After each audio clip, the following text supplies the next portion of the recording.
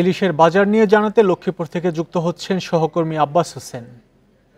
প্রিয় number set করে বিকাশে সেন্ড মানি করুন ফ্রি। আমি এখন যেখানে রয়েছে এটি লক্ষ্মীপুর পৌরসভার সবচেয়ে বড় মাছ বাজার। এই মাছ বাজার আমরা সকাল থেকে যেটা দেখেছি যে আজকে যে ইলিশ মাছের যে বাজার দর সেটি হলো গত সপ্তাহের তুলনায় আজকে কিন্তু 200 টাকা কেজি বেশিতে প্রতি কেজি ইলিশ বিক্রি হচ্ছে। অর্থাৎ গত সপ্তাহে 1400 টাকা ছিল, আজকে কিন্তু সেই ইলিশ বিক্রি হচ্ছে 1600 টাকা। একই অবস্থা অন্যান্য যে প্রকারভেদে অন্যান্য ইলিশ কিন্তু সেখানেও কিন্তু দাম অনেক বাড়ছে।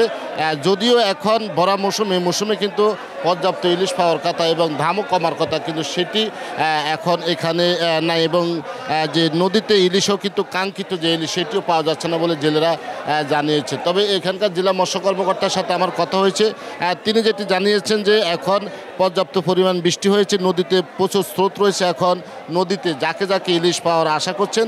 তবে আগামী হয়তো কয়েকদিনের মধ্যে পর্যাপ্ত পরিমাণে ইলিশ পাওয়া যাবে এমনটি আশা করছেন জেলা মৎস্য বিভাগের পক্ষ থেকে। তবে জেলাদের অভিযোগ যে প্রতিদিন রাত দিন তারা নদীতে যে শস্য বেড়াচ্ছেন, যে ইঞ্জিন চালিত যে নৌকা বা যে তেলের খরচ সেটিও কিন্তু তারা উঠছে না, তারা যে কাঙ্ক্ষিত ইলিশ যেটি পাওয়ার কথা সেটিও পাচ্ছে না বলে তারা বলছেন। এতে করে তারা পরিবার পরিজন নিয়ে অনেক কষ্টে তারা কিন্তু তাদের এই যে দিন তারা কিন্তু অতিবাহিত করছেন।